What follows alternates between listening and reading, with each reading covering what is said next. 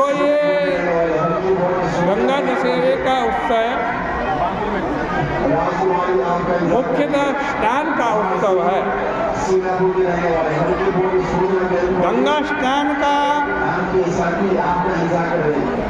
और गंगा जल का महात्मा हमारे सभी पुराणों में भरा हुआ है।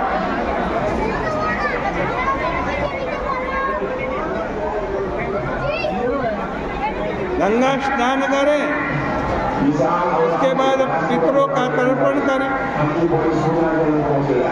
क्योंकि धर्मशास्त्र के अनुसार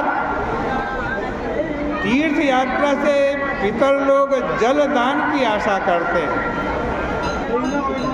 दान तो सभी धार्मिक उत्सवों में है ही।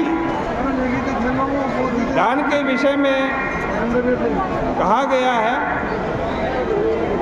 कि गौ, हो, तिल, हिरण्यादि पात्रे दातव्यम।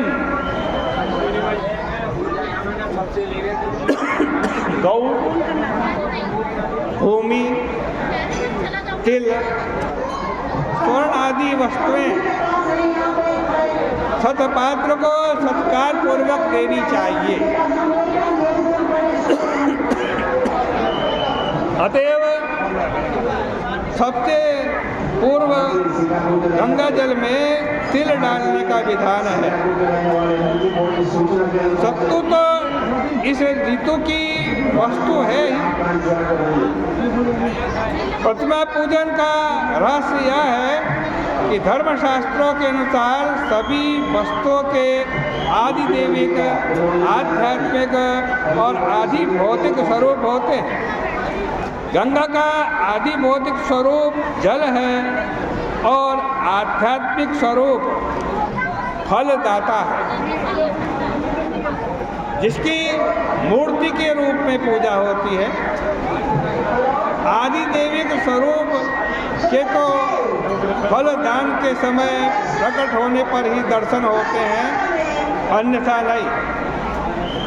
इसलिए आध्यात्मिक और आदिदेविक दोनों को अभिन्न माना जाता है।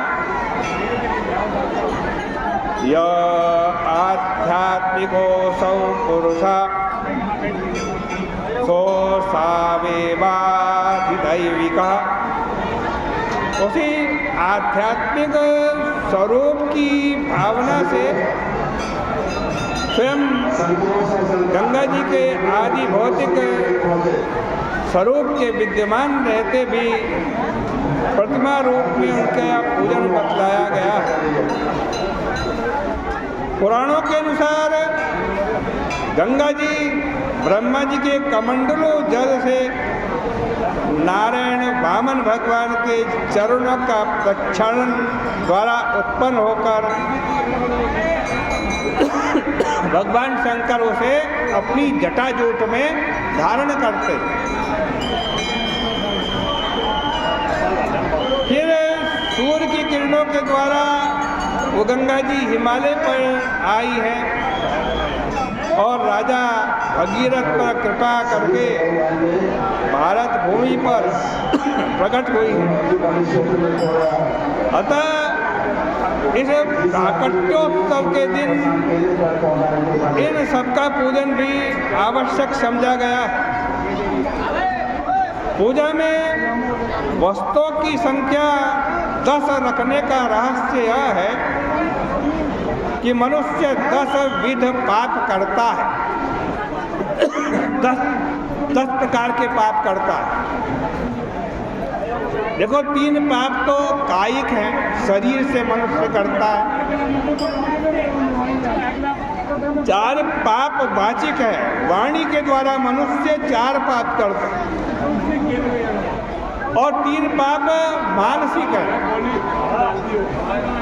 जैसा कि स्कंद पुराण के अंदर गंगा स्तोत्र में निरूपित है। अदत्तानाम उपादानम हिंसा चैवा विधानता परदारोपसेवा च कायिकं त्रिविधं स्मृतम्। 3 पाप शरीर के बतलाए हैं। पहला पाप अदत्ता नाम उपादानम, अर्थात बिना दी हुई किसी की वस्तु को ले लेना, किसी की वस्तु को चुरा लेना।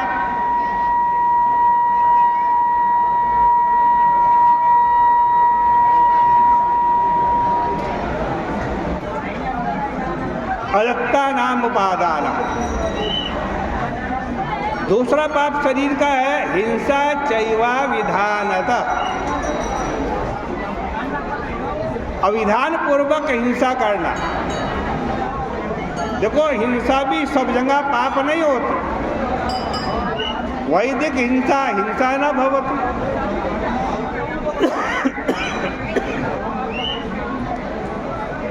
युद्ध में सैनिक शत्रुओं को मार रहा है तो वो हिंसा पाप नहीं होती, वो पाप नहीं है। लेकिन जो अविधान पूर्वक हिंसा करते हैं, हत्या करते हैं, वो दूसरा पाप है शरीर का। तीसरा परदारोपसेवा च, पराई स्त्री का सेवन करना। तो ये 3 पाप मनुष्य के शरीर के हैं और 4 पाप वाणी के हैं। हम बोलते तब भी पाप होते। पारुष्यम अनृतं चैव वैशून्यं चापि सर्वशः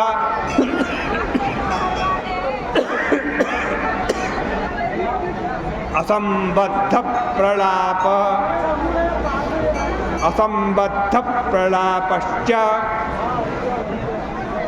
वाग्भयस्याच्चतुर्विधं वाग्भयं स्याच्चतुर्विधम्।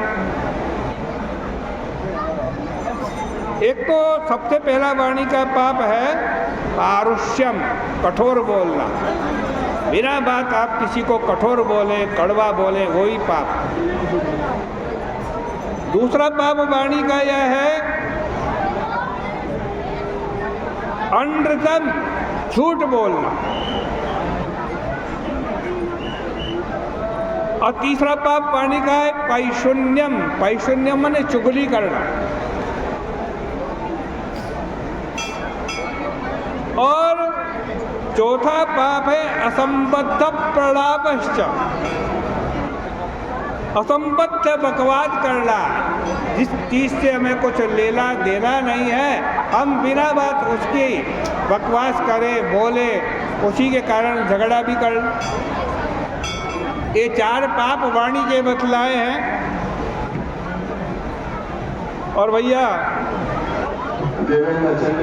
असंबद्ध प्रलापश्च वाङ्मयश्च स्यात् चतुर्विधम्। मन के भी 3 पाप हैं। पर द्रव्येष्वभिध्यानम्, हम दूसरे का द्रव्य चुरा तो नहीं रहे, मन में सोच रहे हैं किसी प्रकार उसका धन हमें मिल जाए। ये पहला पाप है वाणी का। मनसा अनिष्ट चिंतन, मन से किसी का अनिष्ट चिंतन करे। भाई ये मर जाए तो ज़्यादा अच्छा है, इसका पैर टूट जाए तो ज़्यादा अच्छा है, ये बीमार पड़ जाए तो ज़्यादा अच्छा है। इस प्रकार मन से भी किसी का अनिष्ट चिंतन करना, ये मन का दूसरा पाप है। और वितथा विनिवेशश्च, विदिता अभिनिवेश, व्यर्थ में आग्रह करना। कोई किसी काम को मना कर रहा है, वो नहीं कर सकता, आप जबरदस्ती उससे आग्रह करें, नहीं नहीं ये करना पड़ेगा, ये मन के 3 पाप है, ये 10 पाप है, ये 10 के 10 पाप। कल गंगा दशहरा है, आइए गंगा जी के तट पर 10 गोते लगाइए, गंगा जी का पूजन कीजिए और जो कुछ भी तुमसे बने दान पुण्य कर लिए। ये 10 के 10 पाप गंगा दशहरे के दिन गंगा में स्नान करने से नष्ट हो जाएंगे। आज की चर्चा का इतना ही कहकर विराम करते हैं। बोले गंगा मैया की जय। आप